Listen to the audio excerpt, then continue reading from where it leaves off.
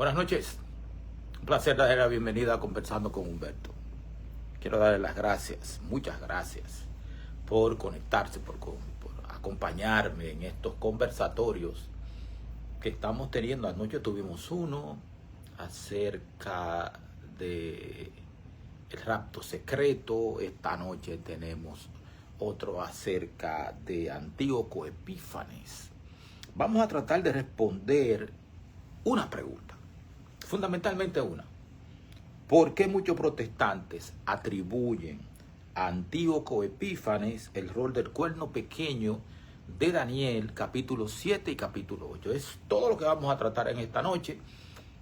Posiblemente lo hagamos en 15 minutos o 20 como mucho, o sea que no les voy a tomar mucho tiempo, pero yo creo que va a ser interesante. A mí me llama poderosamente la atención este tema. Así que con el permiso de ustedes, me van a permitir orar para comenzar. Gracias, Dios, por la bendición de poder traer este programa. Bendícenos a los que participamos en este momento, los que lo van a ver más tarde, los que lo van a ver otro día. Muchas gracias, Dios, en el nombre y por los méritos de Jesucristo. Amén.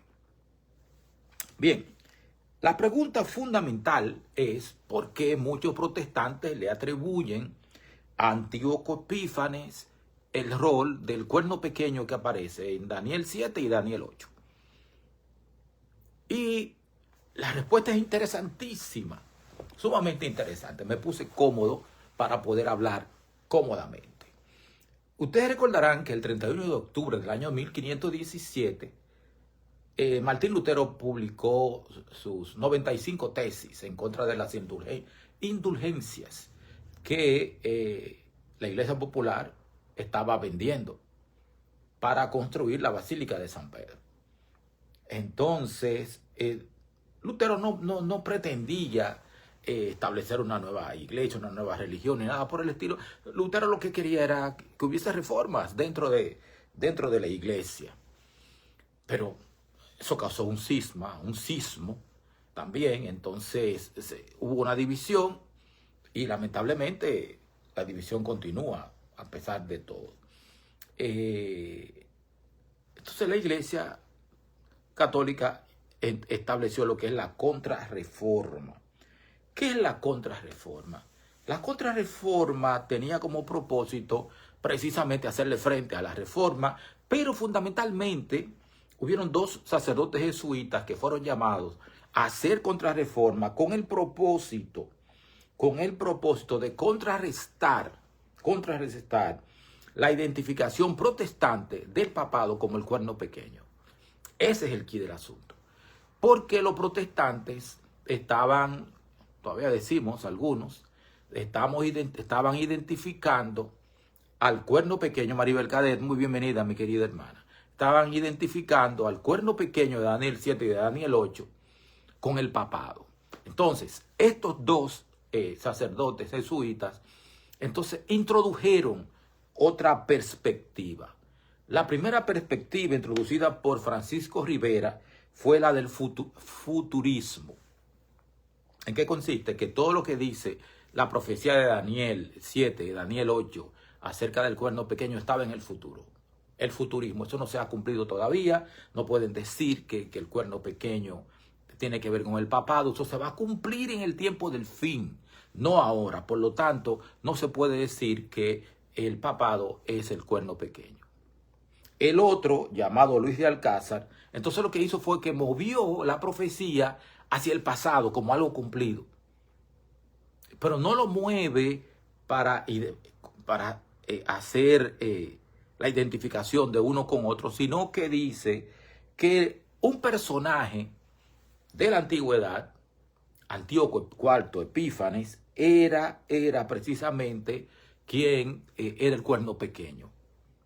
Que no era el papado, no era una iglesia, sino que el cuerno pequeño fue Antíoco IV Epífanes, que gobernó en Siria en el siglo II, años 160 al 170 al 164, por ahí fue limitado por Roma. porque Roma en ese momento estaba ampliando, estaba tomando fuerza, se estaba convirtiendo en el imperio que llegó a ser. Todavía para el 168 Julio César no había tenido el poder, el control del imperio, no se había convertido.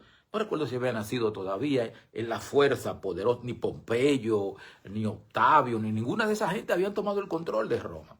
Roma todavía no era el imperio grande que llegó a ser. Pero muchos, estas dos filosofías, puedo decir, no, estas dos escuelas proféticas fundamentalmente, la futurista y la preterista, se establecieron con el propósito de desasociar a Roma, al papado, con el cuerno pequeño. O sea, para que no se piense en el papado como cuerno pequeño. Entonces, la preterista decía que el cuerno pequeño había sido Antíoco IV Epífanes. Muchos protestantes, bautistas, presbiterianos, anglicanos, mucha gente todavía cree eso. A ojos cerrados creen eso, pero lo que están haciendo es creyendo algo que Margarita Jiménez, mi hermana, muy bienvenida, creen a ojos cerrados que eso es así, pero eso no es así, no hay evidencia bíblica de eso. No hay nada que sostenga eso. Y la futurista también lo cree, pero no hay evidencia bíblica con el futurismo. Así que, ¿qué les voy a decir? ¿Qué les voy a decir? ¿Por qué entonces? ¿Por qué usaron Antíoco Epífanes? ¿Por qué utilizaron Antíoco Epífanes estos dos sacerdotes católicos, Francisco Rivera y Luis de Alcázar, para decir que él era el cuerno pequeño? Hay ciertas similitudes que si no se estudian, pues entonces pueden hacer pensar que sí, pero no es así. En primer lugar, no sé si ustedes han leído el libro de Macabeos, Primera de Macabeos, capítulo 1, versos del 44 al 50. Nos vamos a encontrar con que, Pastor Roberto García, muy bienvenido. En Macabeos, Primera de Macabeos, capítulo 1, versos 44 al 50, se nos narran los hechos de Antíoco IV Epífanes. Él profanó el templo de Jerusalén. El templo segundo, el que construyeron Zorobabel y esa gente, él lo profanó. El templo de Zorobabel en Jerusalén. Prohibió el sacrificio. De hecho, hay mucha gente que entiende que el continuo era solamente el sacrificio, pero el continuo era todos los servicios que se hacían constantemente. Persiguió a los judíos también. Y también introdujo el culto a Zeus. Zeus era el dios principal del panteón griego en el templo. Entonces, mucha gente entiende que eso tenía que ver con quitar el continuo sacrificio, echará por tierra la verdad, pondrá la abominación desoladora. Por eso es que muchos protestantes que no han estudiado a profundidad, perdón un segundito, que está haciendo mucho frío. Entonces, por eso muchos hermanos protestantes pues piensan que sí, que pudiera ser, pero realmente no es. No es. Entonces, ¿por qué creen eso? Porque muchos protestantes abandonaron la hermenéutica historicista, que es la hermenéutica que yo le estoy explicando en esta noche. ¿Por qué no? Entonces, la reforma protestante, óigase bien, la reforma protestante, Lutero y toda esa gente entendieron que las bestias de Daniel, hubieron bestias y hubieron también animales. En Daniel 7 teníamos bestias completamente, leones, osos, leopardos, teníamos eso en Daniel 7. En Daniel 8 teníamos entonces ya otro tipo de animales, no eran bestias. Teníamos corderos y teníamos macho cabríos, que eran animales que sí se permitían ser utilizados como sacrificio en el santuario. O sea, hay una diferencia grande, pero eso lo discutiremos después en otro tema, entre los animales, o sea, las bestias de Daniel 7 y los animales de Daniel 8. Entonces, se entendía que esas bestias y esos animales correspondían a imperios sucesivos. Estamos hablando de Daniel 2, Daniel 7, Daniel 8, imperios sucesivos. La reforma protestante lo entendía de esa manera. Y ahí entonces se llegó al cuerno pequeño. Y también que el cuerno pequeño era un poder religioso y político que era posterior al imperio romano. Entonces por eso entraron en acción estas dos personas que he mencionado, que son Luis de Alcázar, que introdujo el preterismo para echarle la culpa a Antíoco Epífanes y, el futurismo. Francisco Rivera introdujo el futurismo y Luis Alcázar introdujo el preterismo, que fue donde le echaron la culpa de todo a Antíoco Epífanes. Entonces, eso por ese lado. Luego, más adelante, ya en el siglo XVIII y hasta acá, hasta la actualidad, entonces entró la alta crítica. La alta crítica dice que el libro de Daniel no se escribió en el siglo VI antes de Cristo. Era imposible, dicen ellos, que un profeta, alguien como Daniel, pudiera decir que iban a haber imperios sucesivos, señalándolos como hace en Daniel capítulo 8, que menciona a Medo-Persia y a Grecia, hablando del cuerno pequeño también, de un poder político religioso. Y entonces ellos limitaron, preteristas al fin, limitaron también la profecía al tiempo del imperio griego, ya cuando estaba terminado el imperio griego, al imperio de los seleucidas. Entonces, eso también las lecturas futuristas posponen el cumplimiento de las profecías que tienen que ver con el cuerno pequeño y ese tipo de cosas. También la academia del siglo XIX, o sea, la alta crítica, dice que Daniel no fue escrito en el siglo VI, o sea, en el 500, antes del 539, antes de Cristo, que eso se escribió después, por alrededor del año 165 antes de Cristo. Eso porque no aceptan, Mirta Félix, bienvenida mi hermana, no aceptan lo sobrenatural en el libro de Daniel. La predicción antes del cumplimiento. No aceptan la predicción tampoco en Isaías, ni en Ezequiel, ni en Jeremías, ni en ninguna parte. No aceptan nada de eso. Desmontan lo extraordinario, lo extrahumano, todo lo poderoso que Dios ha puesto en su palabra. Ellos lo quieren desmontar. Entonces a mí me llama mucho la atención esto. ¿Por qué? Porque cuando mis hermanos protestantes de otras denominaciones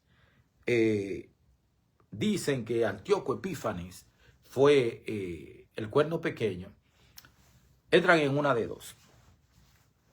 O están siguiendo lo que dijo la Iglesia Católica acerca de que Antíoco Epífanes, del preterismo, o siguen lo del preterismo sin evidencia bíblica, siguen lo del preterismo, o se asocian con la alta crítica que le quita lo sobrenatural a la Biblia.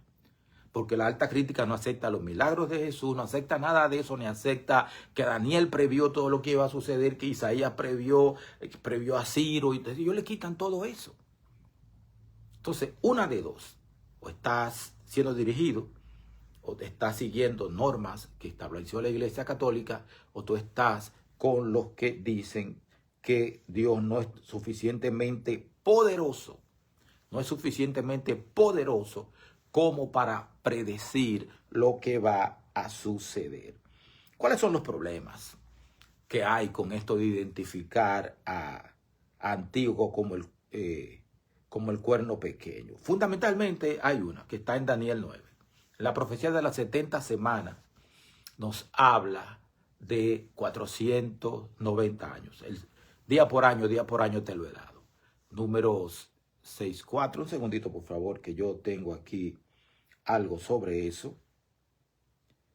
Un segundito. Hay dos textos fundamentales en la Biblia. Uno está en Ezequiel 4:6.